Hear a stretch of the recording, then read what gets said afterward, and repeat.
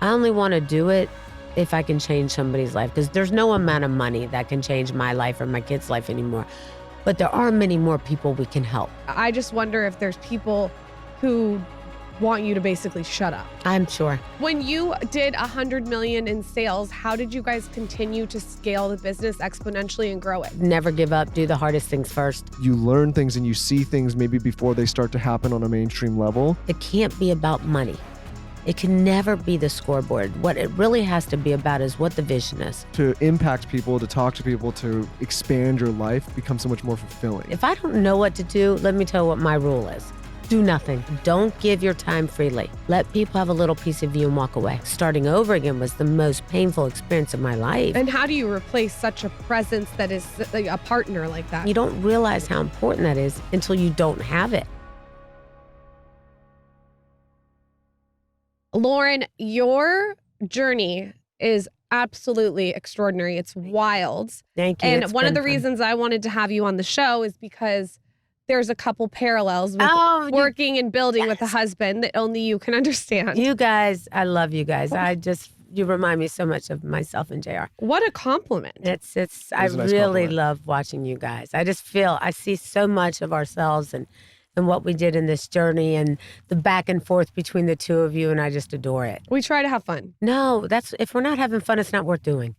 Let's go back to when you're 18 years old. Oh gosh, that was amazing. Tell me about how you met your husband. I first met him, I was working as an aerobic instructor at a local gym in North Carolina.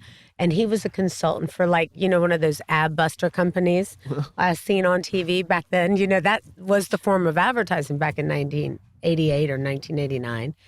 And I was also working part-time as an office assistant, as this manager. And he came in and somebody told us, this guy's coming in from New Jersey and he's going to be a consultant for this marketing firm. And I was like, okay, great. And they were like, he's going to hold a meeting at 6 p.m. Everybody has to be there. And I saw him, and when he came in, he was like, wow, you look like a little tiger. I was like, this guy's totally trying to hit on me. But I liked him. And I was totally intrigued by him. Didn't say 2 words to me. That was it. After he said that to me, he didn't talk to me at all again. But he wrote me a note the next day, asked me to go to lunch. I did. He picked me up. He's like, you got to go down on the floorboard because I can't let anybody know I'm taking you lunch. Why not? Because he was 36, right? He was 36. I was 18. And he was working for the boss I was working for. Got it. So I think he just didn't want anybody to see us together. And I was like, I'm not going down on the floorboard. It's not going to happen. He's like, you got to do it. And I did, like an idiot. But that was the beginning of our journey. Second date, he took me to a cemetery. And I was like, this guy's going to kill me. For sure, this guy's going to kill me. I'm 18. I'm like, what are we doing here? And he goes, get out of the car. I get out of the car. He's like, walk up and down, walk with me, follow me. And I was like, I was scared. And he goes, pick any one of them. Any one of them, tell me what they have in common. He goes, they all have a birth date and a death date. All that matters is what we do with the dash in between. Ooh, that's kind of hot. It was hot. I fell in love at that moment. Oh, yeah. I was in love. It was over. And I realized that it was in a good space. I had no idea anything about him. I didn't know if he had anything, didn't have anything, if he had a house, a car, if he was renting an apartment. I didn't even know where he was from.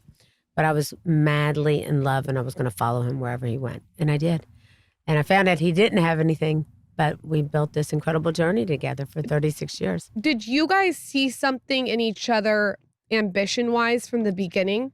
What I saw was a guy who had a lot of girlfriends on the side. That's what I saw. I saw a guy who had a lot of girlfriends, and I couldn't understand, why are you not just focused on me?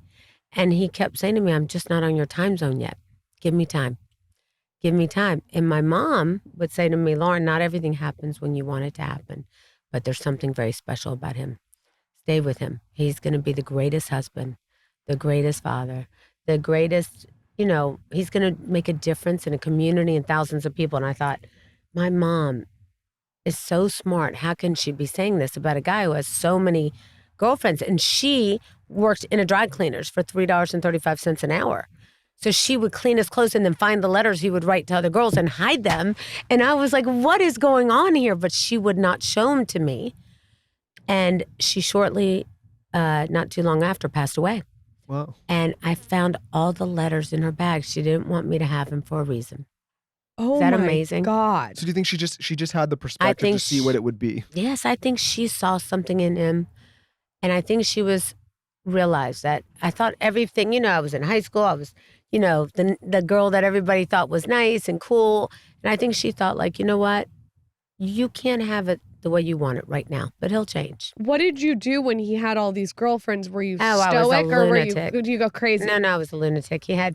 You're way too young to know this, but he had these little precious moment statues, and I would go into his house and just destroy everything. By What's the a way, precious moment statue? the little precious. Yes. No, I know precious moments. Like the little sad eyes. Yes. Yeah. Why did he have a bunch of those? Well, he had like somebody would give them to him, so I would just smash them all. I was a lunatic. I was 18. I was He crazy. probably liked your feistiness. He loved it. Yeah. I think he loved that I was feisty. And then after the cemetery, I fell in love with him. But I used to tell him all the time, I'm like, I'm in love with you. And he's like, I like you a whole lot.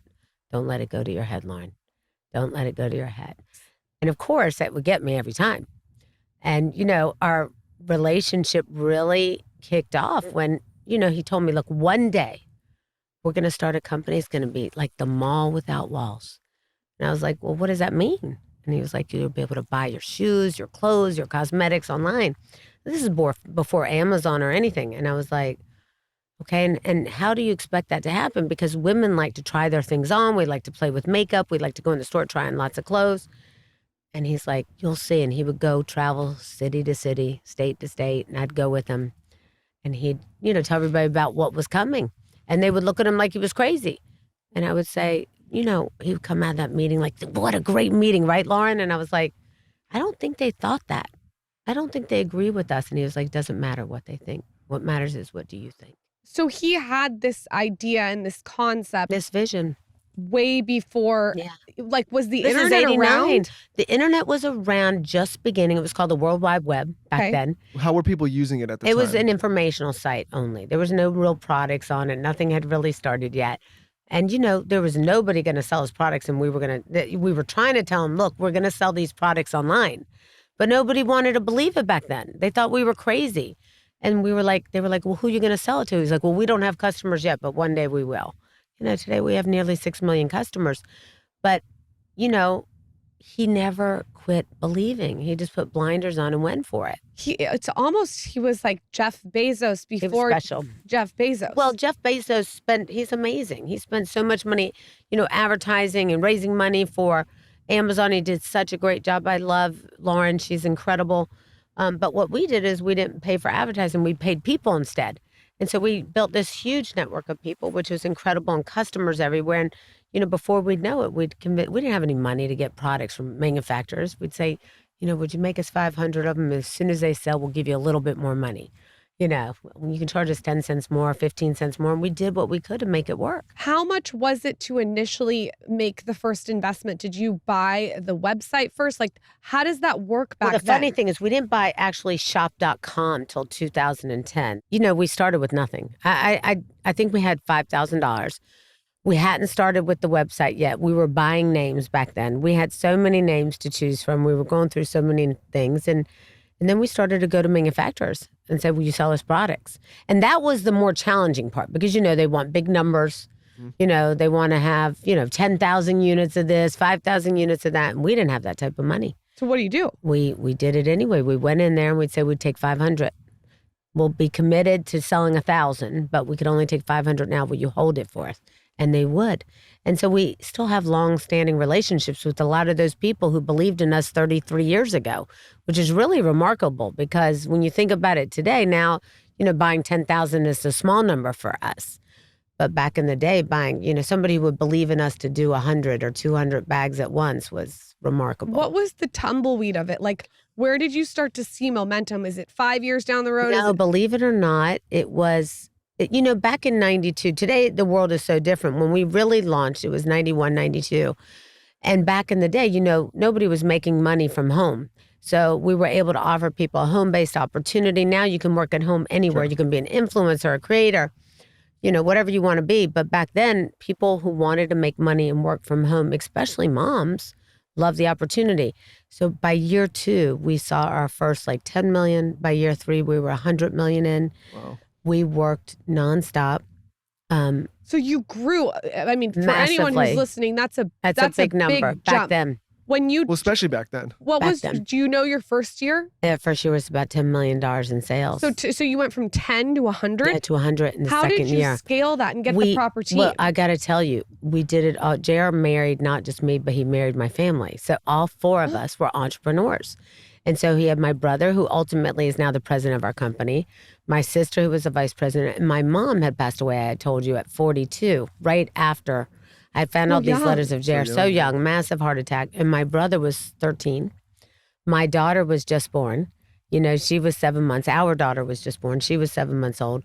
And so after school, we'd make Steve come help us pack boxes. And we did it, us and a handful of the kids I went to school with growing up in high school. And everybody came in. And everybody who came in the beginning is still there. And we took care of everybody. We've never lost anybody except by God taking them in all these years together. So how long did you guys work together in the entirety of working together? Like how many? 36 years we were together. That is wow. crazy. Yeah. 24 hours a day, 7 days a week, 365. JR did not like being apart. He really liked being together. I used to tell him, like, go skiing, get out of the house. Let me push you out of here. I need a little space. And he would be like so sweet. He would be like, I want you to go with me. But I thought it wasn't healthy for us to spend so much time together. You feel that way? People call us codependent. Codependent. I'm like, can I go downstairs and get a coffee? Oh, bullshit. No, she's lying though. She's lying. No, but I feel that because every time I would walk down the hallway, JR would be like, where are you going? I was like, to the bathroom. You do that. I'm like, I'm going to the bathroom. I know. You know what's so funny though? Like individually, I'm a bit of a loner. Like I can go out and I can be social and I can do a lot with, obviously the business I run, I'm with people all the time, like in an extroverted kind of way. But honestly, like if I wasn't with her, you could put me on the side of a mountain by myself somewhere. My husband was the same way, very quiet, very much a loner, didn't need to be around a lot of people, but was super dynamic, could perform on stage for hours. But when he came home, he just wanted to hang with me. And that was a lot because I love being with him. But, there's also days you want to kill him. There's also days you want to have your own space. There's also days you're like, okay, let me just be me for a minute. Today I was looking in the mirror at myself and he literally comes in front of the mirror and starts adjusting his outfit. And I'm just like, go downstairs. Go get something done. Do something. Busy. And it's like, I love that he I loves was trying to like comb my that. hair and you ran in there and you're like, get out of the bathroom. I What are you love that doing? you guys love each other like that. You know what? I think the key to marriage is simple, and you're sort of saying this without saying it. We like each other. First of all, you have to really like each other. It's Even before so love, important. you have to like each other It's because so love important. is such a word that we throw around. The second most important thing is respect. Yep. You have to really respect each other because Jerry used to say to me, once you stop loving me, once you stop respecting me, let me know and I'll leave you alone. And I understood that. And that never happened. Never. I used to say, like, there's days I don't like you today. I was really like, if I had a tough day, I would be like, I just don't like you today. Because I worked for him. I felt like he was my leader and I followed him. So I'd be like, I'm doing all of this. Do you see all I'm doing? And back in the day, and we talked about this before, back in the day, nobody understood what it was like. A woman, it was really hard for a woman to have her shine, to be in that space. He was, a gentle giant. And I was just trying to fit in. I wanted to be seen by him, not because I wanted to be seen by others. I wanted him to see me. That's what I think is so unique about you is everyone's like a girl boss or an entrepreneur or whatever. Now, you were doing this before anyone was, I don't want to say anyone, but you were really leaning into the female entrepreneur side. Yeah, I've really believed in female empowerment and he did too. I have to say, I have to give him a lot of credit. He was always one who was pushing me behind the scenes and go, my wife's awesome. She's amazing. And I'd be like, okay, sweet. He was supportive. He was very supportive. And you don't realize how important that is until you don't have it. You know what I mean? And that is just a beautiful journey. That's why I love you guys. When I watch you guys, I crack up. I just think your dynamic together is perfect. That's a very nice compliment. And it's just incredible. I watch everything you do. Like similar to the relationship you experienced, I think like the dynamic exists because we've known each other for so long in such an intimate way that it's like, it's not forced. It's not. There's nobody else. Well, Jerry Yeah. used to say, if it doesn't work out, I'm going to kill you. Exactly. That's how I feel too. There is nobody else you can just have. Just go underground. At this point, we're kind of pot committed. Exactly. You're pot committed. No matter what, you're making this work. When you did $100 million in sales, how did you guys continue to scale the business exponentially and grow it? Well, I will tell you what, Jerry never told us what the finances were. He never shared. Nope. He didn't want us to know. It wasn't until much later I found out. And the reason being is he did not want us to stop working hard. He always, because remember, he had filed bankruptcy when I first met him. I didn't know he didn't have anything. I didn't know he didn't have a car. I didn't know he didn't have a house to live in. And I used to think, are you just dating me because I had a license? You know what I mean? The first one I took him, when he took me to that cemetery that time and said, get out of the car, he was going like 85 miles an hour down the road. I was like, you understand in North Carolina, you can only go 35 here.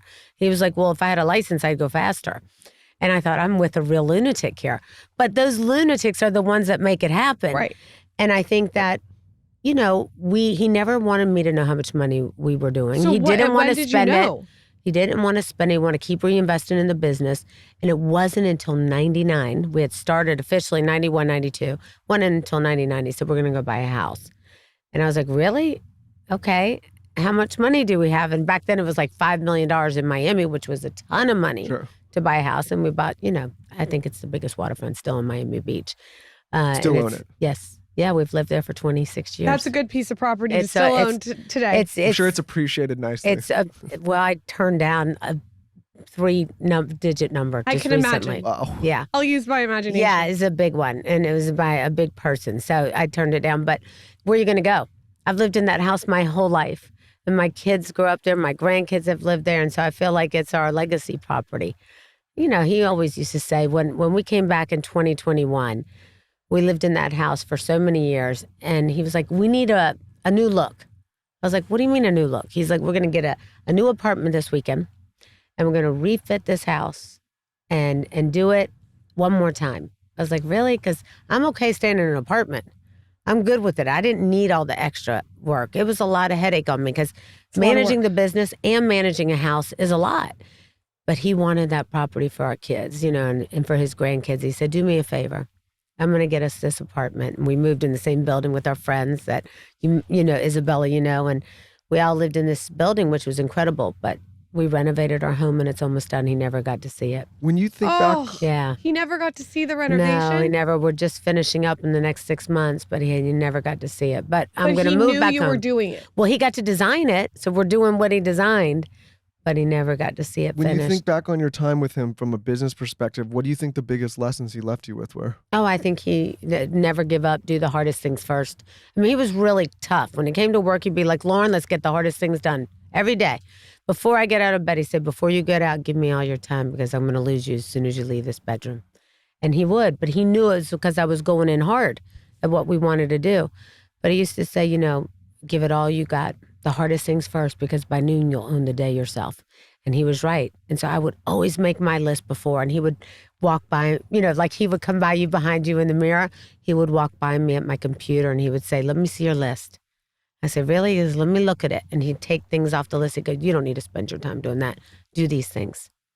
He knew how to time management well, and I learned that well. He used to say, don't give your time freely. Let people have a little piece of you and walk away. And how did he figure this out? He just innately knew it. I got to tell you, I don't know. He's special. I think my mom saw that in him because so many times I was like, I don't know if I'm going to stay with this guy. He's got girlfriends, this and that. And by the time we'd started the business, he ended up being this incredible leader and somebody who I looked up to and my mentor, my coach. He wasn't just now my husband. I think he just knew. He used to monitor everything I would do, how I would spend my time. Wanted to see what I do. And at first it drove me nuts. I mean, does that ever drive you guys nuts?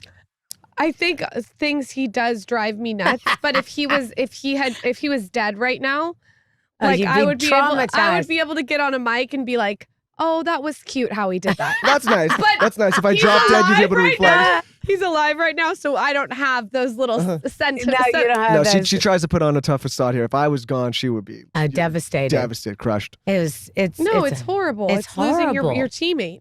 Well, you know, you lose your partner in life. You lose everything. And I didn't expect it. You know, I wasn't prepared for it. I had no idea. I always thought that, it would be me to go first. I was working like an animal. I was happy to do it. His family all of them lived to 100. And I was like, this guy should outlive us all. It was kind of a joke around all of us. What were the circumstances around his death? We were on vacation in Croatia. He had written me in October of 21. And he said, we've done a lot over 36 years together. Let's go take some time to be me and you. And I said, can you wait till August of 2022? It's our 30th company convention. And I want to just make it the best thing we've ever seen. And he said, you're right. I don't know if we'll ever see one again. And he went on that stage. He performed for 4 days. I performed for 4 days. We went to Ben and Jennifer's wedding in Savannah 2 days later. And 2 days later, he got on the plane to Croatia. I chartered a gorgeous, beautiful boat in the Med. And 3 days in, he had a pulmonary embolism, just died instantly from the vaccine. Yeah, from the booster. Oh, my God. Yeah, lost him. No notice, no plan. Woke up that morning. He had been quiet for a couple of days. I'm like, are you okay? He's like, yeah, babe, I can't believe you made this happen. After all we've done, we're going away. I said, well, when are we going back? He said, it doesn't matter. We'll figure it out. And I was like, okay. And we got on that boat. And that morning I was going to take him to see the falls in Croatia. The odd thing is Croatia was always on his bucket list. We had never been there. And I kept saying, why do you want to go to Croatia? Not that I had anything against it. Why not Paris again? Why not, Europe? Why not Italy? Why not do some of the things we like doing? And he was like, I want to go to Croatia. I was like, okay. And he was quiet. And I could tell his knee had stiffened up. And he had a sports injury from playing, sports his whole life. And he was going to have it looked at by the Real Madrid coach. The doctor was going to look at it for us. 2 days later, we never made it. But he woke up that morning and said, I love you, and you have made me the happiest man in the world, and I just want you to know that. And I said, why are you saying that to me? Why would you tell me something like that? That's crazy. Because saying I love you was very easy. Like he flipped me over all times of the night. Turn over, baby. I want to hold you this way. Turn over this way. I want to hold you this way. I love you was easy. But when somebody's super successful, you never really know how to satisfy the appetite. So right. you don't know what really makes them happy, or if they're completely content, or if they're full. And I needed to hear that in that moment, but I didn't know why he was saying it to me in that moment. And I said, well, don't say that. Of course you make me happy. Why are you saying it like that? He said, I just want you to know you've made me the happiest person. I don't need to go walk the falls because I won't be able to. My knee is stiffened up. I want you to go. And I was like, no, I'm not going to go. And we didn't. And, within hours, he took a deep breath, and that was his last breath. And that was the end of it. Do you think he knew? I'll tell you what I think. I'll tell you, I would have never thought that anyone could know. I think God has it written for us, and I would have never believed it till now. I think that he had some innate sense something was very wrong in the last 24 hours. That somebody, I don't know if it's a spiritual guide, I don't know what it is. Because I would have never thought those things beforehand. I think that somebody comes to you after and says, wrap it up. I think that's what happens, because we found a beautiful letter that's in the book about that he had written that we found in his draft folder. I said, thank you for this beautiful journey and all the people we've touched, but our miraculous, turbulent, beautiful love story will be one that will live with me forever. You can be me now. I love you. So there was something. There was something there. Had no idea it was sick. And he wasn't sick. That's the funny thing. It was just a clot. And we had tested his blood right before he did the second booster. Tested it right after. And we did see something on the second test. I said, why is his platelets up? And they were like, it's nothing. It's probably drank coffee or had a meal before he took the blood test. They were like, go on your journey. We'll see you when you're back. When you talk about a vaccine injury, it's something that I've only heard about off air. Yeah. People They don't want to talk about it. They don't come on air and they don't talk about it. And I can tell you, I've heard a lot of vaccine injuries off air. Yeah. From doctors and scientists. And we knew. And I think it's commendable that you're actually coming out and talking about this. How did you find out that that's what it was? I'll be honest with you. It's a really good question. I didn't realize it at first. Even though I knew his blood work was off, and I showed it to him. I said, Jerry, your blood work is off. Do you want to get on that boat? Do you want to go to Jen and Ben's? I don't know if we should. And he's like, of course we're going. I'm an animal. We're fine. We're good. Everything's fine. We're going. The blood must be off because I ate in the morning. He made excuses for it.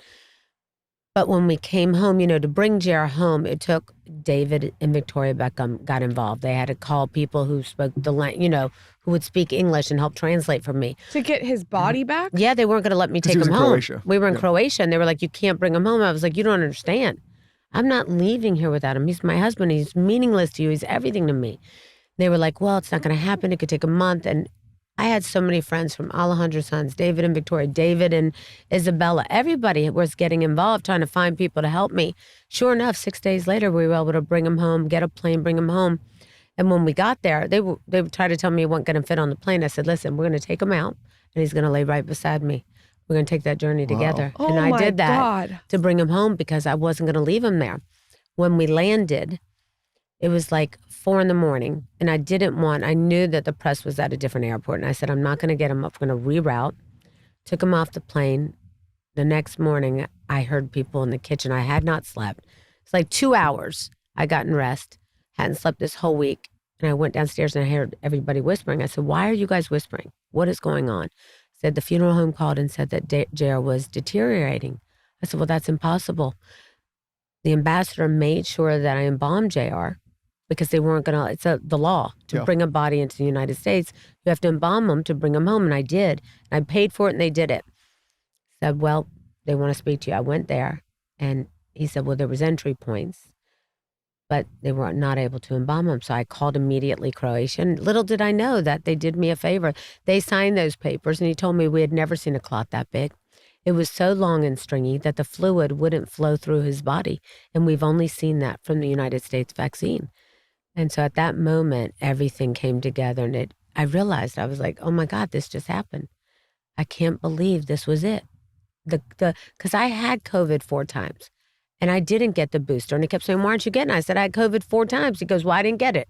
And when I had COVID, Jared was like, you come behind me, wouldn't leave me alone. He was like, I'm going to sleep with you. I was like, you can't. I have COVID. I'm going to sleep in the guest house. And I'd wake up and he'd be in the bed.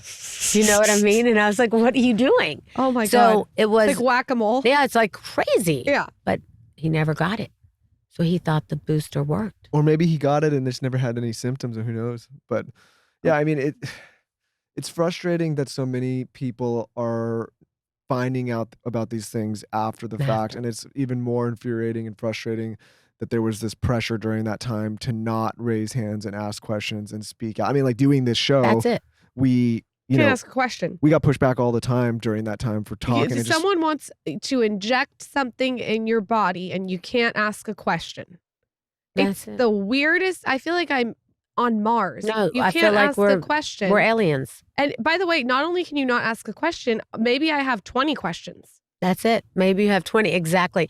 And why are you forcing me to take it right now without me even knowing about it? Also, let me think about it. Yeah, like, let me think about it. Let me see how much testing when has you make happened. a business decision, you sit and settle with it. No, I settle with it. I don't make if I don't know what to do, let me tell you what my rule is. Don't do nothing. It's the best. That's the best thing ever. Do nothing. Jerry used to say, if you don't know what to do, Loren, do nothing. It's my favorite thing ever.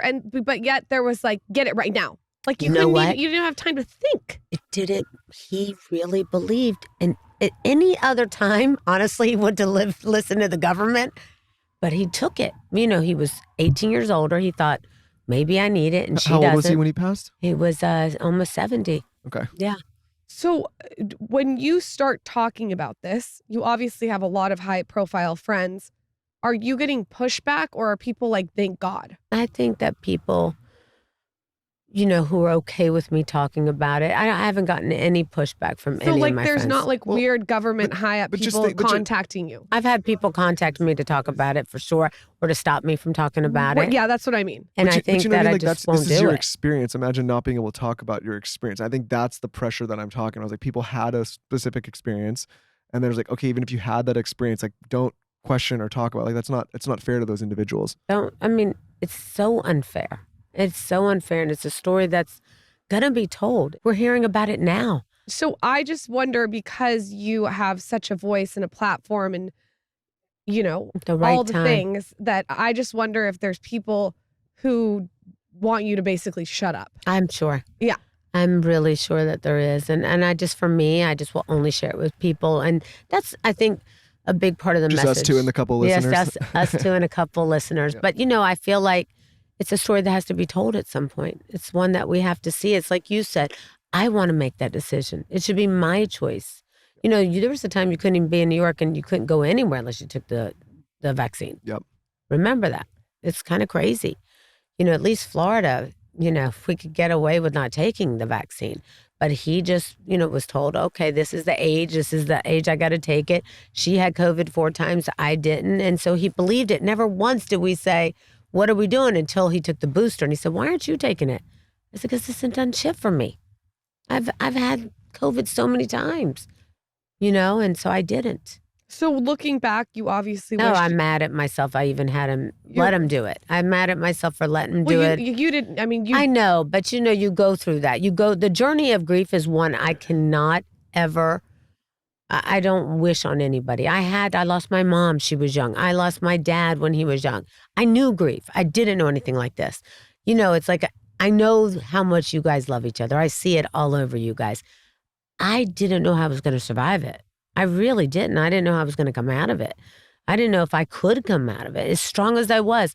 It wasn't until Serena Williams, had sent me a passage one day. And in that passage, she was sending me passages every day. She's such a great friend of mine. And in that was this advertisement from Miami for like a small grief group that was going on Mondays. And I decided, you know what, I'm going to go. I had fired like 4 therapists because everybody's like, are you going to date again? Are you going to this again? I was like, damn, I'm just trying to survive, man. I'm trying to find like myself again. I was trying to find me again. I was in charge of my house. I was the boss of us. I was, you know what I mean? He liked that. He liked that I took care of our family. And so now all that confidence he had instilled in me, I'd lost it all. And that was like starting over again, was the most painful experience of my life. And how do you replace such a presence that is like a partner like that? It just was the worst feeling. You cannot. When I lost Jared, it was like 100 times worse than losing my own parents. I knew him longer. I loved him with my life. The guy who believed in me, the guy who saw things in me, the guy who would have entrusted me with anything. And the things he even wrote to me at the end, even in his will about how I changed his life, the things that, he wrote me 5,000 love letters, by the way. Oh, okay. Well, you better fucking get started. You better get fucking started right now. Where is my 5,000 love letters? How do you know how he wrote you 5,000? Because as the psychopath that I was after he passed away, and I was a lunatic, mad, angry, I searched our homes. I found everything I'd saved them all. You got about 4,500 to go. Yeah, you got a lot to go, baby. Well, but here's the thing: until 70. So I got you got time. I got time. Do a lot. But here's the thing: I used to say to him, like, he could be sitting where you guys are and write me, and I'd say, why are you writing me when I'm right here? He's like, because I don't want you to misunderstand anything I have to say about you, because I love you. And I want you to know it always. He sounds like a very special. Well, he was very special. He was a pain in the ass too. Don't get me wrong. Yeah, there was days that there was pain in the ass days. But when I say love, he knew how to express it. When I look back at some of the letters, like early day letters are funny because they would go like, I like you so much. Don't let it go to your head. Don't try to control everything. I'm just trying to be a good guy. And then the next letter would be like, I love you so much. But our journey was, as he said in the end, very turbulent and very, very much full of love and adventure. And I think that, when I think about the journey of that relationship, working it out, no matter what, I used to be pissed off at the end of the day. I'd be like, I'm done. We're going to get a divorce. He's like, why do you throw that word out so easy? He says, whenever I say that word, he gets so mad. Oh, he would Michael gets mad too. Jared would get so upset. Why put that in the ether? And why put that out there? And he would go to our daughter. He's like, your mother's so mean. She throws that word out so easily. And I was like, I'm done. And then he'd be like, you can't leave me. I'll kill you. You can't. And, it took me a while to really understand that he didn't want to use words like that. Yeah, I get that. I think words have power. They do. And he didn't like it. Sometimes women just want like a period effect. That's it. And that word really drives it home. God, it's like, wake up. I know. Some people can throw a word around they throw it around flippantly, but if you throw it around enough, and it actually becomes a reality, I think that's when people It's like, well, he used to say, Loren, your words are powerful. Every time he used to say, like, if I could think something, he's like, be careful what you think, Loren. It always happens. And then after we've, been super successful, had lots of homes in our life, he's like, stop thinking about houses. Stop thinking about this. I don't want any more. We can't have any more. You don't need any more. We don't need anything. I was like, okay. What was that like for you guys as a couple who, as you said, came from sort of nothing. No, zero. And making all of this money together? And when you did realize how much money the company was doing, what was that like? Like, it was did so you start funny. going on a buying spree? No, it was funny because he never saw money as a scoreboard. He didn't want me to see it. He didn't want us to have actually put it away, reinvest it in the company. He kept you humble. He kept us humble. He used to say, don't forget where we came from. We'll never find our way back, Loren. And so we had grown to, by the time we were doing $600-800 million a year, it was the time I was like, what's going to happen now? He's like, nothing. All we can do is help more people to become entrepreneurs. That's all I care about. And that's where he would spend his time, is helping these people have their own home-based business, their own, marketamericashop.com store. And that meant so much to him. And, I never really asked. I made my own money. I never really asked me. He paid me well. I never asked him for anything. I lived by a real strict budget. He made me go through the budgets every month. House budgets every month. He made me understand them. If something was $25 over on a light bill, he'd say, why do you think it's over on this? I was like, I don't know, but I'll pitch in the 25 if it'll help. You know what I mean? The conversation from stopping. That's amazing. I would just be like, are you serious? But that's what made him great. How did you guys manage the people around you when you start having that kind of success? Because I imagine that can be a challenge. It was a challenge. That's always the hardest challenge. I don't know that we have the solution for that still. I still think that you have to build a solid team around you. But one thing I've realized is, instead of me having a lot of people, I keep a very little circle around me. And I make sure those people have a lot more people than me. And the reason why I do that is I'm better off with a small group I have to deal with that I can trust. How do you do that with your employees? I got to tell you, I am really conscious of it. You can ask anybody in my house, the manager, the house manager, they all have assistants, but I won't. I'm like, you know what? Because you guys get what you need to help support my needs, but I just want to deal with the three of you. And it has worked for me. And Jared was very private. He did not want a whole lot of people in the house. If he wanted eggs, he wanted me to go get them. You know what I mean? If he wanted cereal at night, he's like, can you get me some cereal, He didn't babe? want a bunch of help. He didn't. He really liked having his own little world with me. And I think in many ways, I used to think you do realize how much I do all day, right? Like, it's like, yeah, I love it. I love how much you do. It means so much to me that you care about us. How were you guys able to have antennas for people who were around you, both for the wrong reasons? Oof. I think I just became so guarded.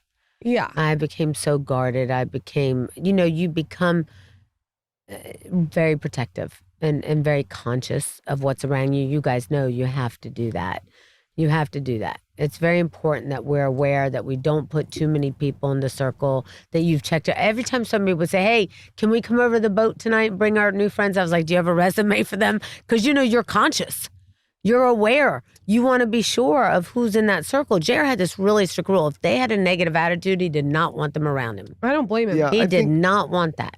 I think you want to help people and you want to bring people up, but then at the same time, you want to make sure people are there for the right reasons. Yeah, you want to make sure people want the same thing you want. Or, even if it were like my dad, when I first, started dating my husband, JR, my dad was very, very not happy with that. He wasn't approving of that. He didn't like it. Because of who he was, or because of the age difference? He didn't like that he didn't have any money, and he didn't like there was an age difference. He made up for it. Oh, he made up for it much later. Fairness, like what dad does, But my dad was a pain in the ass, and he didn't really care about what I wanted. What he cared about was what he wanted. Mm-hmm. And no offense, I love my dad. God bless him up there. But, at 19 years old, he was like, you're going to go be a flight attendant. I was like, I don't want to be a flight attendant. He's like, well, you're living in my house. You're going to go get a job. I was like, no, we are. I'm with this new boyfriend of mine, and we're going to have the mall without walls. And one day people are going to buy whatever they want and need right online. And he's like, well, that's nonsense. It won't happen. And he got me in the car, drove me, and made me stand in line in North Carolina with 300 people waiting in line, okay, who all wanted to be a job as a flight attendant. Not that there's anything wrong with being a flight attendant. I'm afraid to fly. So I didn't want to do it. So by the time they called my name up, they're like, what makes you want to fly the Friendly Skies? It was Eastern Airlines, which is way before your time. And they were like, what makes you want to fly? I said, I don't even like your airlines. I like American. I don't like anything about your airlines. I don't want to do this. And I said all the things not to get the job. I got the job. 1 week later, I had to go to report to Atlanta and train for 4 weeks. JR picked me up at the airport and said, listen, Loren, after I got back from training, he said, if you don't go home right now and tell your father that you don't want to do this, you're going to become a version of yourself you don't recognize. You're going to become a person you never meant to be. You got to tell him right now. I went home. I told him, Dad, this is the end of my days of flying the Friendly Skies. I packed my bag and showed up at his house. That was the only part I didn't tell JR. I didn't tell him I was going to move in with him at that moment, but I did. And that was really the beginning of our journey. And when I think about all of those lessons along my lifetime and all the things that we did, you know, he must have thought I was crazy. This girl's 18, 19 years old showing up on my doorway with her bags. Her dad basically told her to get out of the house. And he did, you know. This flu season has been absolutely brutal. Whatever's going around is just nasty. And that's why I'm so excited to talk to you guys about Armor Colostrum. You guys know I'm always on the lookout for ways to strengthen our immune system, our gut health, improve our fitness, metabolism, enhance our skin and hair radiance, of course. That's why we love talking about Armor Colostrum so much. We've had the founder of Armor on this podcast talking all about the benefits of their colostrum. Armor Colostrum comes in powder form. You can take it straight out of the container and dump it in your mouth, or you can put it in water or any beverage of your choice. What it's going to do is it's going to help you strengthen your immune system, which is going to optimize your whole body and microbiome and strengthen your immune barriers. It's going to fortify gut health. You all know that the majority of our health stems from the gut. It's going to help you ignite your metabolism for weight management. And of course, you're going to get revitalized hair growth and skin radiance, so you're going to look great. Don't just take it from me. Thousands and thousands of people are reporting absolutely transformational health benefits, and they have tens of thousands of 5-star reviews. So check it out. They come in travel packets or an at-home container. Like I said, we take it every single day. The kids take it. The dogs take it. Everyone loves it in the household. We've worked out a special offer for our audience. Receive 15% off your first order. All you have to do is go to tryarmra.com/skinny or enter skinny to get 15% off your first order. That's tryarmra.com/skinny. Receive 15% off your first order. All you have to do is go to tryarmra.com/skinny or enter skinny to get 15% off your first order. That's tryarmra.com/skinny. What if I told you I could help you put an extra $6,000 in your pocket today? Well, I may be able to with YNAB. YNAB, spelled YNAB, is a life-changing app that helps you do what you want with the money you have. You'll create a flexible plan for your money through the simple practice of giving every dollar a job, keeping you focused on the life that you want without all the stress and hassle. Whether you want to cover your mortgage or rent or fund a 401k without sacrificing dinners with friends or that long-awaited trip abroad to celebrate, with YNAB, you'll stop wondering where your money goes and start deciding where it'll take you instead.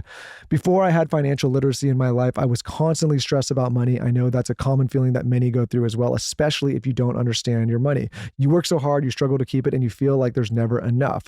92% of YNAB users report feeling less money stress since using YNAB, and the average YNAB user saves nearly $600 in their first month and $6,000 in their first year. That's why I started by saying, what if we could put an extra $6,000 in your pocket? Life is short. Spend it well with YNAB. We have an incredible offer for you. It's totally risk-free. TSC, Him and Her Show listeners can claim an exclusive 3-month free trial with no credit card required at www.ynab.com/skinny. Again, that's ynab.com/skinny. Check it out.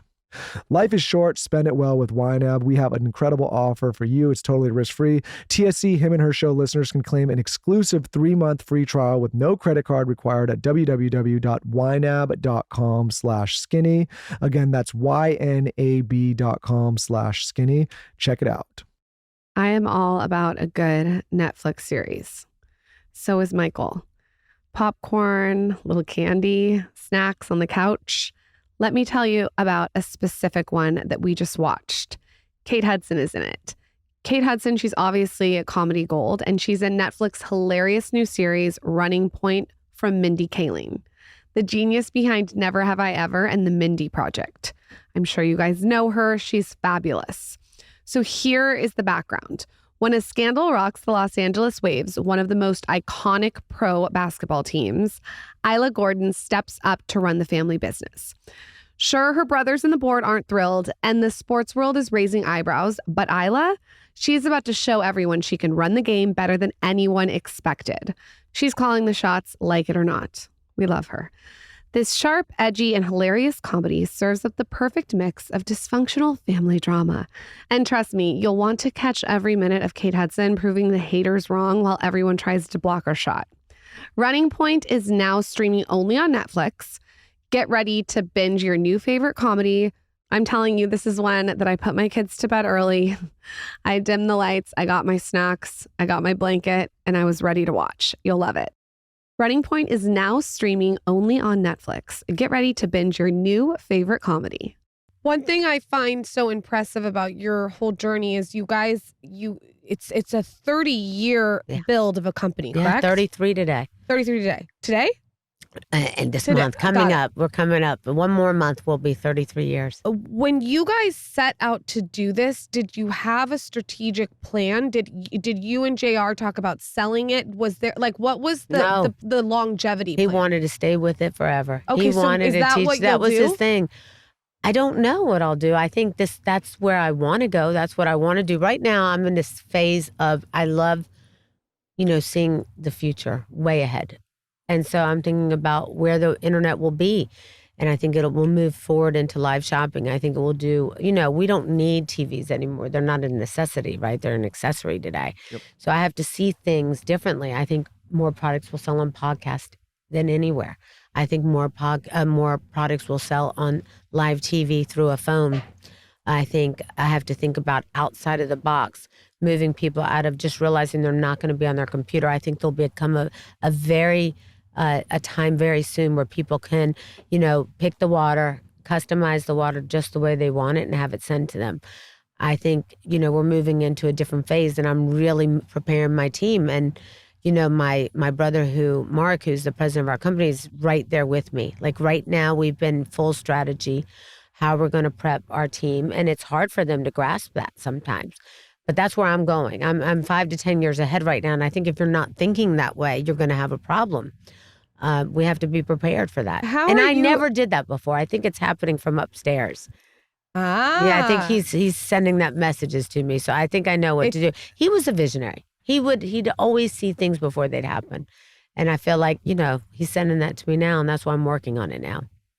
How are you in the boardroom with a bunch of guys? Oh, I'm tough. I want to know exactly, like, set the scene. I'm not going to lie. Yeah, what does it look like? If I said I was nice and sweet, they would be laughing behind my back right now. I'm tough.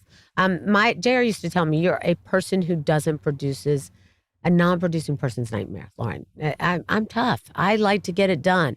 I want people to think logically. I didn't get to go to college. We didn't have the money. I had to do everything from, hard work. I had to blood, sweat, and tears. I had to prove myself. My brothers had college educations. I didn't. I needed to work harder. Everybody on my team, I wanted to work harder than everybody. We have 10 vice presidents. I wanted to work harder than all of them. I wanted JR to see me instead of seeing them. And so I worked to show off for him. I didn't care what other people think. I wanted to know what he thought. And because of it, I think he was blown away. And because of it, I would make sure it would work. And, I got to the point where he'd be like, okay, how do you know this is going to work, what you're going to do? I was like, because we're going to make it work. And I'd learned that from him when we first started. So, I think it's a whole new world today. I don't think it's about e-commerce. I do think that right now, even you guys, I think you sit, I know you have your mouth tape, right? Which I love that. I love it. I can't wait to use that tonight. But I think this is where products are going to move. And I think people need to understand it's about authentic conversation, which is why I love you guys, that authentic, real, and more than authentic. I prefer the word transparent. I like the word transparent because that's what conversations really move product. It's funny, doing it. It's obviously I run front facing. People think, oh, he's in a podcast business, but I just look at it as an aggregator of attention. First of all, you guys are an aggregator of great people, great products. That's very nice. That's coming from you. It's way more than attention. It's way more than that. It's what you guys are doing is highlighting great people because you're great people. Well, thank you. You're getting people. When I watch you guys, I'm watching you guys because I actually love you guys. I feel like you've invited us in your living room, your family. That's how I see it. And that's what will move more product than anything. That moves the needle. And that's where I'm trying to get my team to understand. It's not about just what's happening online anymore. We can't think that way. Yep. If we want to be innovators and move with the times, we got to be able to think much bigger.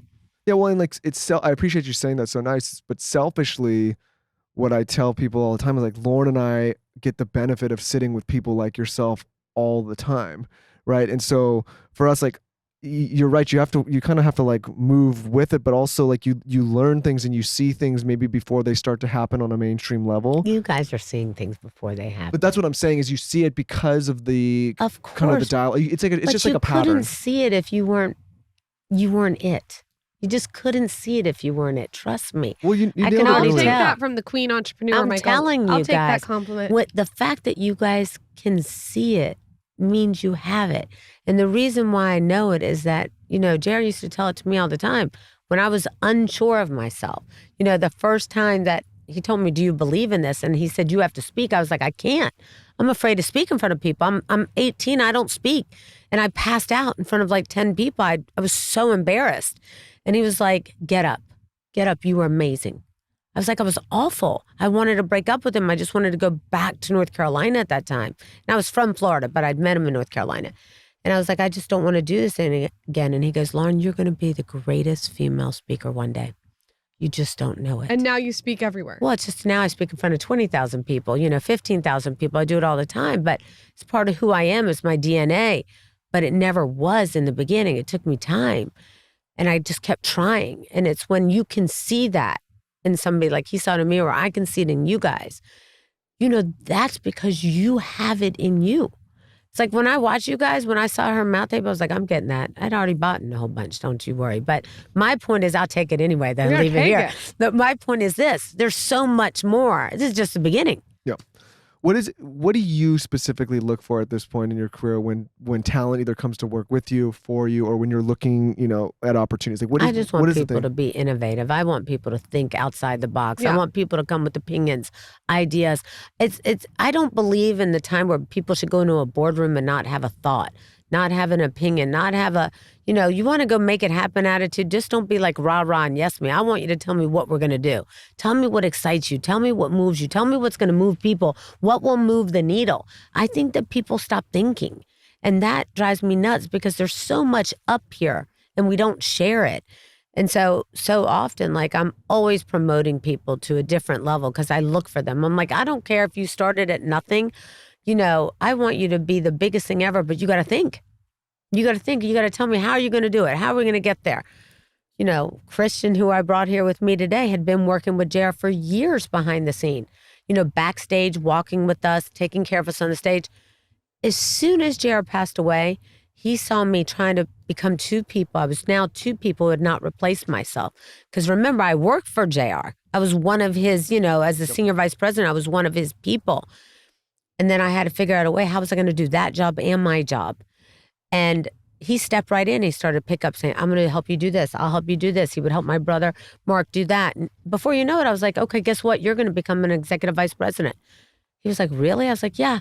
See, you can change someone's life if they start to help you change others. I also think what you said that's so important too. It's like, if you're working for someone or you're on a team, always give extra added value. You do. When you're like, that's not my job.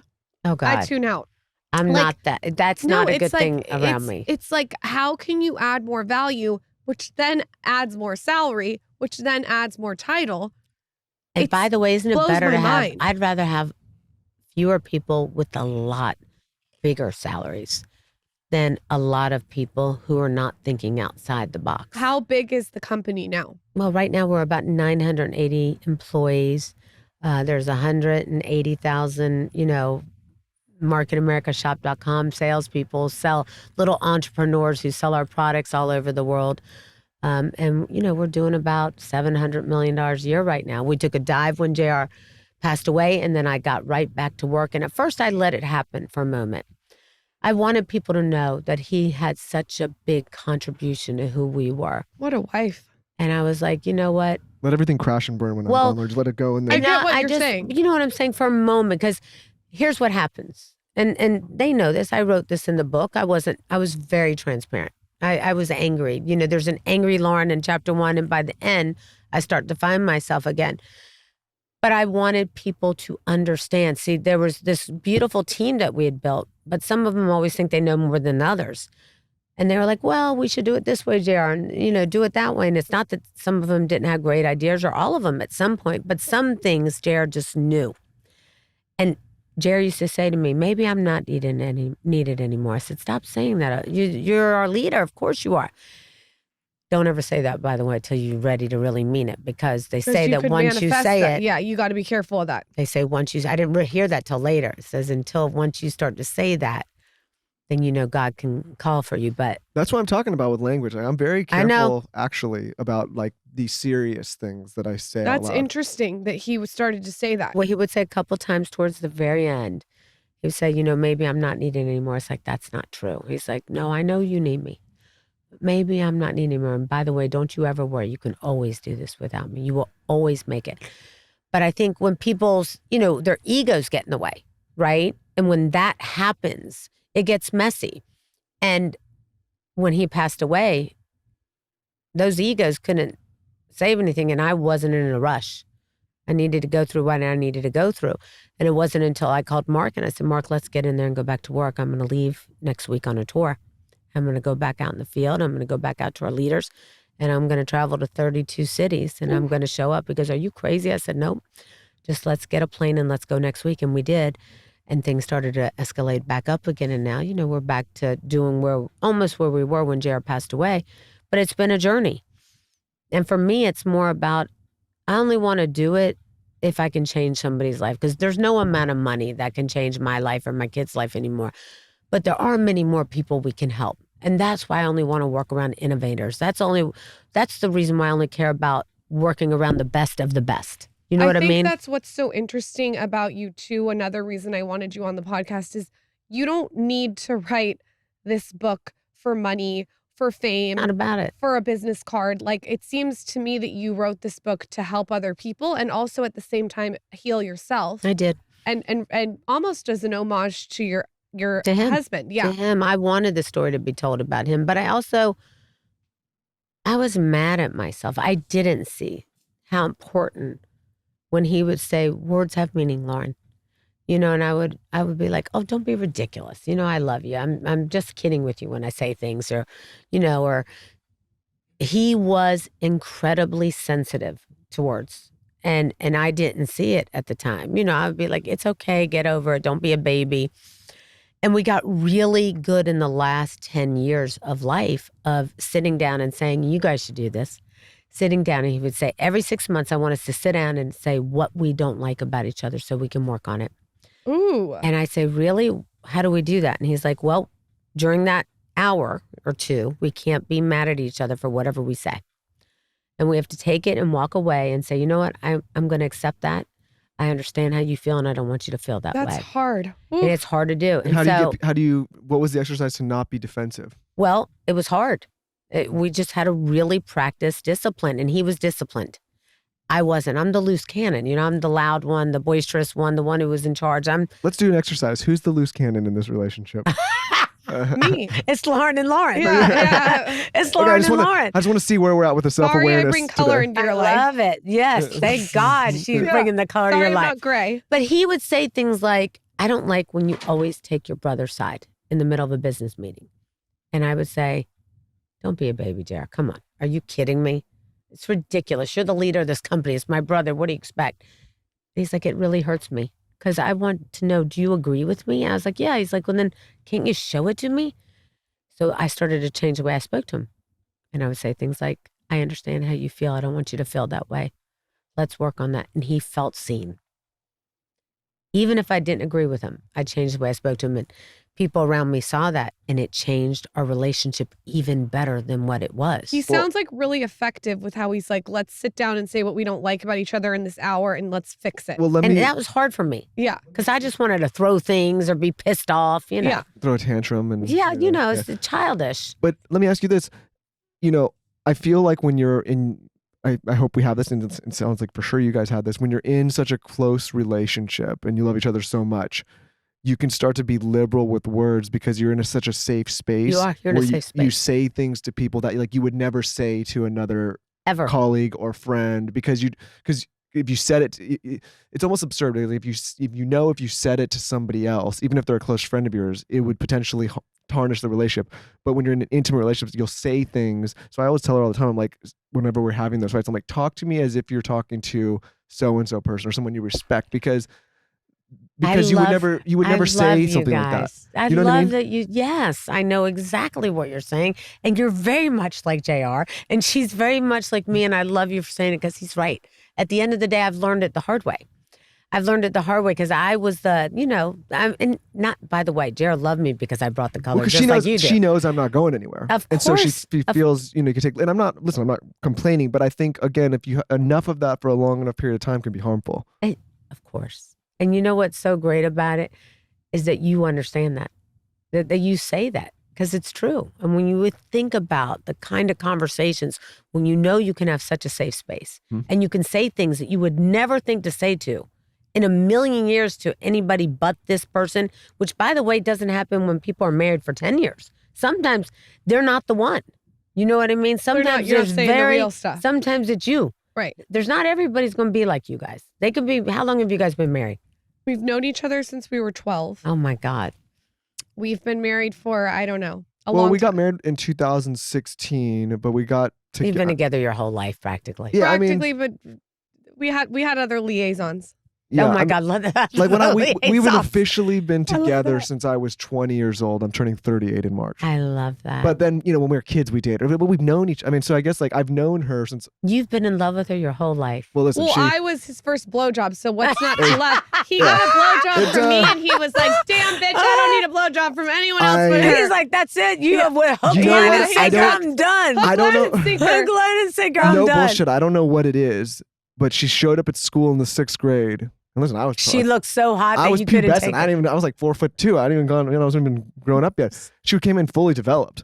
So I had some little girlfriend at the time. I said, listen, I gotta go. I gotta go there. That's it must have stuck. It must have just stuck. That's her. And you remember loving her that much then? I think yes, I but I think love that. I think it was also a bit of a lust situation going on. First of all, it's not a lust because you're still with her, but still true. Lust. Because right now, don't forget she's pregnant. Oh, her dad caught us in the closet when we were 12 years old together, naked. Stop. It was Stop. That was messy. It was messy. You were messy. Oh, I love it. We got in trouble. Yeah. We got in big trouble. Mom said thank God you ended up marrying him. Yeah. Her dad, they pulling her out, and I called my dad. I was like, I'm in real trouble. And all I heard on the other end of the phone was just laughter. And I just think this story is just everything. That's why I love you guys. So one of my friends got sick and I saw her today after she was recovering and I brought her some of my favorite supplements. And amongst those were Symbiotica's vitamin C, no brainer. Symbiotica's elderberry, my favorite. And then Symbiotica's glutathione. I tell all my friends and family about this brand because it's just creme de la creme. Symbiotica is really, it's as clean as it gets. There's no seed oils. There's no preservatives. There's no artificial junk. It's just high quality, real ingredients that actually do something. I'm telling you guys, when I take this stuff consistently, I feel a difference. I know you will see a difference. How I take it is like my own way. So I'll do the vitamin C with beauty water and put it in water and froth it up. I just think they make products that are designed around energy, glowing skin, and gut health, and they have a lot of integrity behind their products. I also think they taste amazing. My kids love the chocolate mushrooms that they have. What I'll do is I'll be like, do you want chocolate and strawberries? And they're like, yes. And then I put like a little bowl of Symbiotica's chocolate mushrooms and I'll do strawberries with it. I've just found really fun, creative ways to use it. Symbiotica, wellness made simple. Go to symbiotica.com/TSC for 20% off plus free shipping. That's symbiotica.com/TSC. You get 20% off plus free shipping. Everyone has heard of Dr. Jason Diamond. I love him. He is the master when it comes to aesthetics. He has filled my lips before and done my Botox. And let me tell you, he has an eye like no other. He does every single celebrity that you could possibly imagine and influencer. You've probably seen Kim Kardashian in his office, Kourtney, Khloe. Anyway, he has a skincare brand and everything is designed around flawless skin. So if you want clinical results without the clinic, you have to check out his product, the Instant Facial Collection from Dr. Diamond's Medicine Debut Skincare. He has been working on this, I know, for years. He is a personal friend and I know how detailed he is when it comes to ingredients. He's a Beverly Hills-based, double board certified facial plastic surgeon. He's highly sought after. You can also turn on your skin with Dr. Diamond's new infusion, Micro Collagen Matrix. It's a creamy gel collagen treatment that visibly lifts, firms, and defines skin. I got a chance to try it. Not only is it beautiful packaging, it works, and that's what all his products are based around, results. He has an award-winning plasma and emulsion that helps your skin rejuvenate so you look younger and feel smoother. Dr. Diamond always says, take your medicine. Visit drdiamondsmedicine.com to learn more about the Instant Facial Collection and use code SKINNY at checkout. You get a free sample of the award-winning Instafacial Plasma with any purchase of $200 or more. That's drdiamondsmedicine.com. Use code SKINNY for a free sample of award-winning Instafacial Plasma. Collagen peptides, all the rage. Okay, this product, not only does it enhance skin elasticity and hydration, it also helps reduce wrinkles and fine lines. I am huge on collagen. I always have been. I think it boosts hair thickness. I think it strengthens nails. I just think it's so good for you to take on a daily basis. It's known to improve mobility, flexibility. So here's the deal. There's this brand called Live Conscious. They have collagen peptides with over 5 million bags sold and more than 58,000 five-star reviews. Live Conscious collagen peptides have delivered revitalized and younger looking skin for millions of women. They've also received tons of love from the top health editors at Elle Magazine, Forbes, and Marie Claire, which named it the best collagen for anti-aging. I am someone who takes very good care of my skin. I take it really seriously. And I also take it seriously about what I put in my body to support my skin. So if you want a collagen with high quality and naturally sourced ingredients with zero filler and additives, that's 100% non-GMO, check them out. And you should know that 89% of users saw an improvement in their hair, skin, and nails. And that's what I think collagen's so great for. Hair, skin, nails, it's like a beauty supplement. Exclusively for Skinny Confidential listeners, visit weliveconscious.com and use code SKINNY at checkout. You get 15% off your first purchase. Again, that's code SKINNY for 15% off your order. Results in 90 days or it's free. Well, you guys are an inspiration with how you've worked together for so long. And I can say, I know this, he would be so proud of what you're doing. Thank you. At this moment with everything. To talk about it like this is incredible. I think it's just the journey of healing. It's the journey of figuring out, because I really didn't think I could get through it. I thought if I could do this, I'll try my best to give it my best shot. I've done it my whole life with him for 30 years, but let's see how it goes. But then I just heard him say, Loren, come on. You've been doing this with me. It's not about the money. It's about who we can help get up and do it. And I did. And the more I did it, the more I built my confidence back up. And now I get in the mirror and I'm like, okay, Loren, you're great. Let's go to work today. Let's do it. You got to show up for yourself. And, you have to reinvent yourself. You have to figure out, nobody's going to come to your rescue. You got to call 911 on yourself. You got to, resuscitate yourself again. You got to bring yourself back to life. And I think I've really done a good job doing that. And I'm proud of myself. But I do know that the book is more about finding yourself again, because you can't write a book about grief, because I can't fix that for somebody. I can't fix it for me. It's going to be there forever. You will always want that Loren and JR back. You will always want the old days of Loren and JR. But you have to realize that Loren has this new journey and she's going to go on it. She's going to make it the best she can. And I think it's when, my grandson wrote to Santa for Christmas. He wrote, Dear Santa, all I want for Christmas is the new Darth Vader helmet and for my Mimi to be okay again without my Bob. Oh my gosh. That messed me up. And I said, I'm going to do my best to show up for these kids and put a smile on my face. And I saw an interview where Amber, my daughter, had done an interview. And I think, one of my friends, like Alicia Keys or somebody, sent it to me. And it said, how are you doing since you lost your dad? And she said, I didn't just lose my dad, I lost my mom too. And I realized at that moment I had not been really present for their grief because I was Dear Abby. I was always there for everybody, the person that everybody called if they needed somebody, but I could not be fixed. I was unfixable for a long time. What were the things that pulled you out of that? Those two moments of Aiden writing that letter and Amber hearing that story that Amber said that she had lost her mom too. And I got back up and I wrote a chapter about her in there about how sorry I am I didn't see your grief. And I'm sorry I didn't acknowledge it. You know, and she was like organizing babysitting schedules and shit and calling all of my friends. Alicia Keys was coming and spending the night on nights. Serena was coming. Everybody was coming. I was like, my friends Mary, you know, everybody was coming. And I was like, I don't need a babysitter. I'm okay. I can manage this. And I was miserable. I didn't want, my whole life, I fixed everything. So I didn't want to ask for help, but I needed it. And I couldn't get it from therapists because they were telling me, oh, just, you know, I couldn't find any tools from them. Not that they weren't good. I don't want to give that impression. I just needed resources and I couldn't find any. And it wasn't until I said, you know what, I'm going to write this book and I'm going to start keeping a journal. And I started to realize by the end of that journal, I had written a book. And I figured it would help me. It helped me. Maybe it would help others.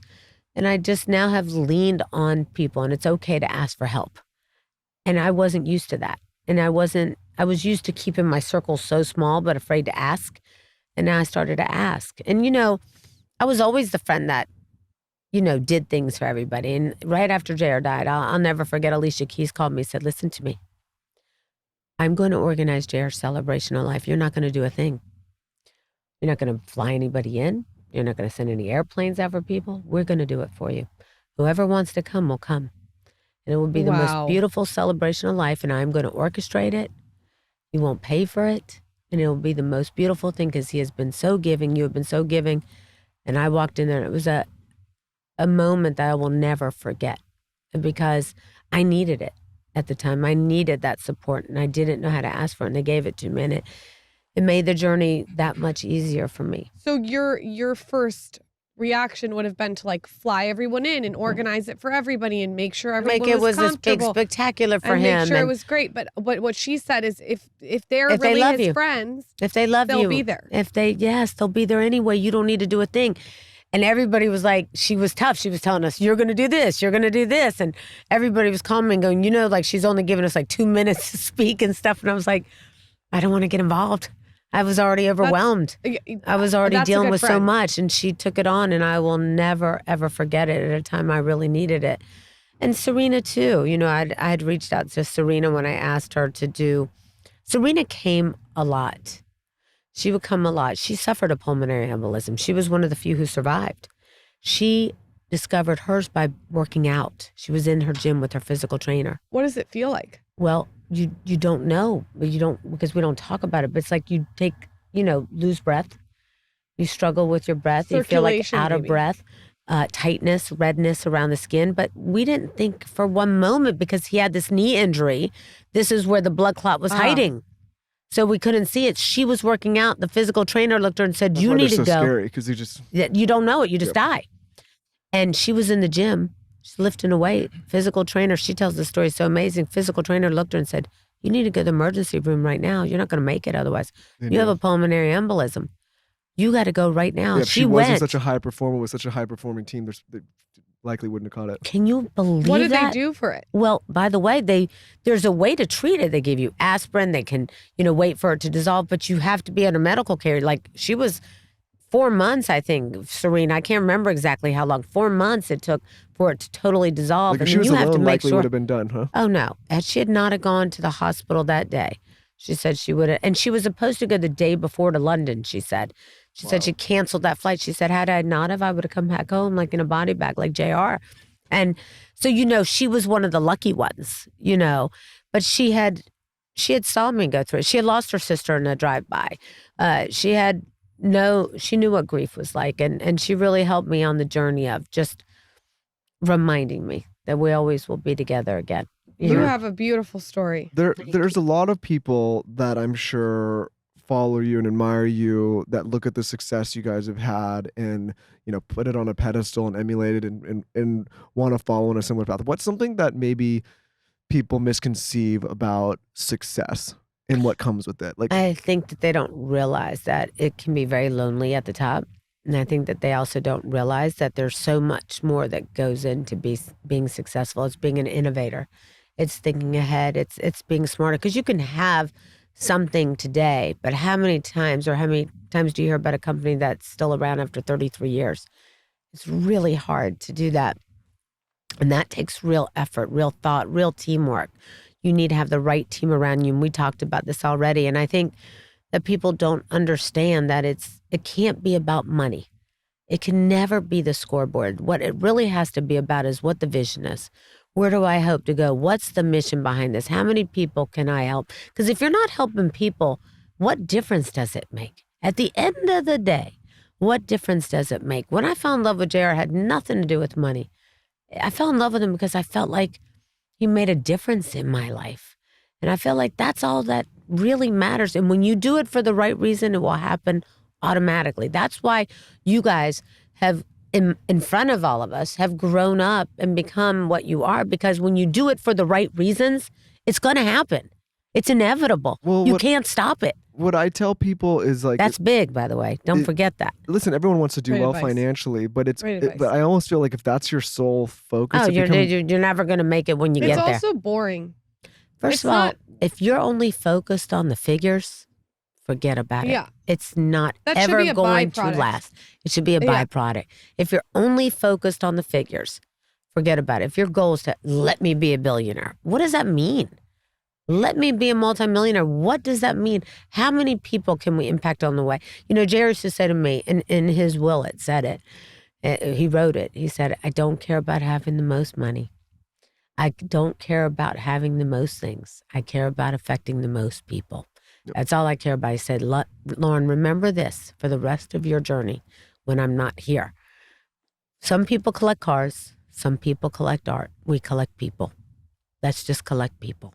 And isn't that what you do really at the end of the day? That's why we do this show. Don't you just collect people? When you look at your collection, it's pretty amazing. It's amazing to be able to talk to people like you and share all of the knowledge that you have with so many people. That's the best part of doing the show. No, you're the guys that are the best part about doing the show. I just want to be the facilitator. I love that, but it's so much more. I think like, we've been fortunate to have some financial success, and at some point, to your point, like how many things can you have that continue to be interesting? And I know, listen, like, there's a great quote that says like money only solves money problems, right? Yeah. There's so much more to life. But I hope that everybody reaches their financial dreams and realizes like there's so much more, and actually over time it becomes so much less interesting. It does. To impact people, to talk to people, to expand your life becomes so much more fulfilling. I think the funny thing about money is that when you have it, you realize how also it's a beautiful thing to be able to have the things you want, but life is really simple when you don't have to deal with all the big things. Mm-hmm. So, like even now in my life, I've really learned to try to simplify, because I try to tell my kids, like, we don't need so many places. Yep. I'm not going to go by myself. I'm not going to go. You're not going. The places that we don't go, we shouldn't keep. Why, Mom? You don't need the money. And I'm like, because it's my peace of mind. I want to have my peace of mind. I want to spend my life not worrying about those things and spend my time with you.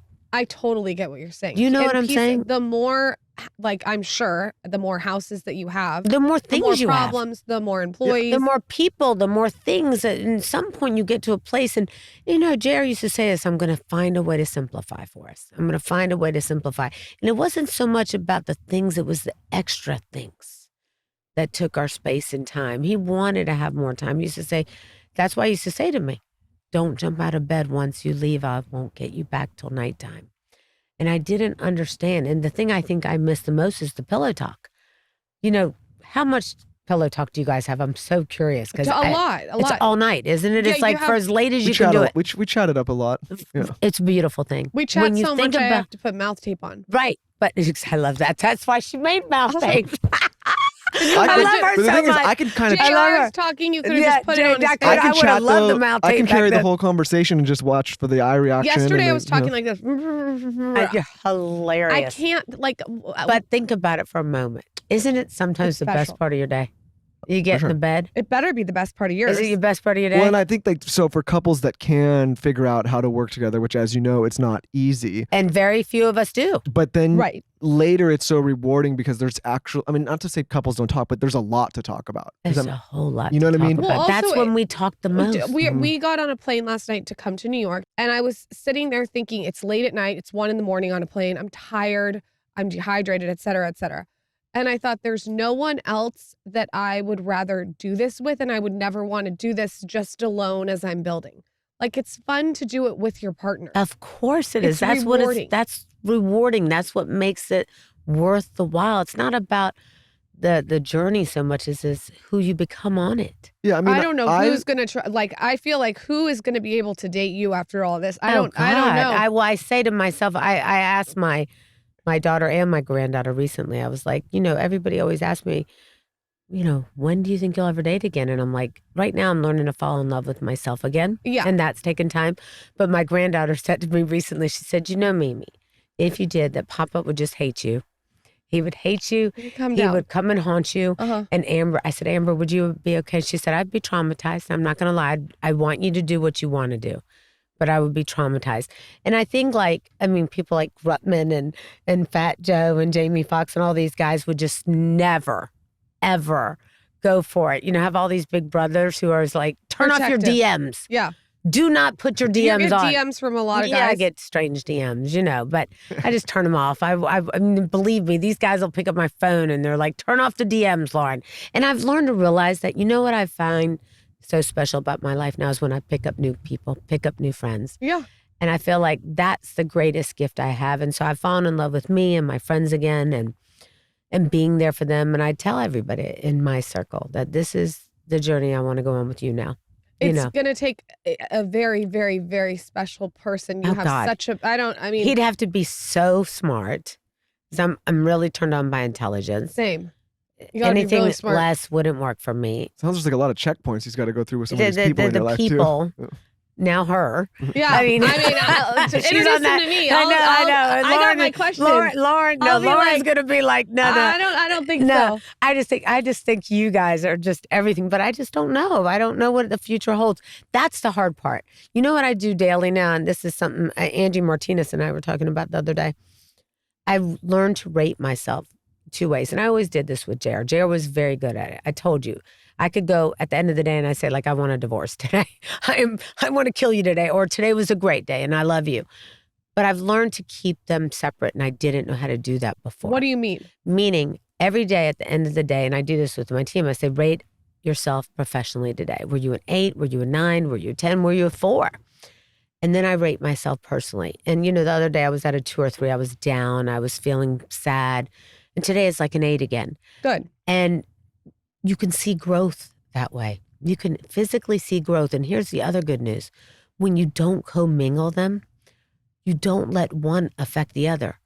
So, because sometimes if you have a shit day personally and your day at work is fantastic, and you had a great, phenomenal, successful day and you can see yourself on the journey, you're moving in the right direction, but it gets all screwed up by what happened to you personally. And then you punish yourself and you're like, okay, I feel like I got nowhere. When you're going through this place that I've been, the only way I know how to do it is to separate the two, because then I can really see the growth. It's a personal inventory too. It really is a checkpoint. It's a check system. It's like a list. And so today I was coming up the elevator and I was thinking, today I'm an 8. And I told Christian and my team when I was looking, is like, I cannot wait to see them. I actually look forward to seeing you guys more than everybody I've talked to on this tour, because I just think you guys are so much like us and so fun and so full of life that this is just the beginning for you. What a compliment. I got to keep you around. No, I just feel like it's amazing. I'm feeling like a 10. No, you feel like a 10. Michael loves strong women. I like dynamic women. You I like, do. Like Frank and Sinatra they're not said, afraid. Frank Sinatra said, what, it shouldn't be a staring contest. That's right? It shouldn't be. And you know what? you have such a beautiful wife. Oh, my. And she's so sweet and intelligent. She keeps showing your toes. That's true. Yeah. You couldn't live without her. My hair's going Look, gray. she's looking at you, and I love that. I can't wait for my love note tonight. You better get busy writing. You better get busy writing. I'll never let you live I might need to incorporate ChatGPT. I wish I wrote more, but now Amber and I do this thing that we send each other voice notes all the time and save them. And, she'll send me a video, when she's getting on a plane to come see me or vice versa. Does she work within your company? She does. She does. She has her own brand. She's super successful on her own. She makes her own money. And I always tell her, like, I'm always here for you. But we got to interview her once. She's incredible. She's a little dynamo powerhouse. And I'm so proud of who she is and what she's become. And it's funny how the roles have had a reverse for a minute because, I was always the caregiver for everybody. And she had to come in and be like, no, Mom, I'm going to do this for you. You're not going to be alone. I need to have peace of mind too. I'm sure she's dynamic with both your personalities mixed together. The two of us together can be, fire. Where can everyone find your books, support what you're doing, pimp yourself out? Oh, I love you. Barnes & Nobles, Amazon, Target, most everywhere where books are sold. And you can follow me on Loren Ridinger at Instagram, Facebook. You'll watch this journey. Congratulations. I will be coming it's not to easy Miami. to write a book. Thank you. We're coming in April. Oh, I can't. We're coming to Miami. By the way, I can't wait for you to come. We're going to come. Come stay with me because I've got plenty of places there. Come, everybody stays with me. Right now, Jamie Foxx is there. Everybody's there. Everybody's so hospitable over there. Every time we talk to somebody new that we meet, they're like, it's a big staying here. Oh, no, ask Isabella. There's always somebody between one of our houses. So I get super nervous. I'm like, I'm a hotel. We're sensitive to that. Like, I love people who have kids around me. I love kids. Be careful what you No, wish for. I have 3 grandkids, so we love it. But I have a guest house, and I have a house and an apartment. We're in good shape. Okay. All right. We're in good shape. Loren, I can't wait to see you guys. You're amazing. Thank you so much for coming on the show. I can't wait to see what's in store for you in this next chapter. I can't wait either. You guys are going to be around. I can't wait for you to move to Florida. I'm coming to Miami.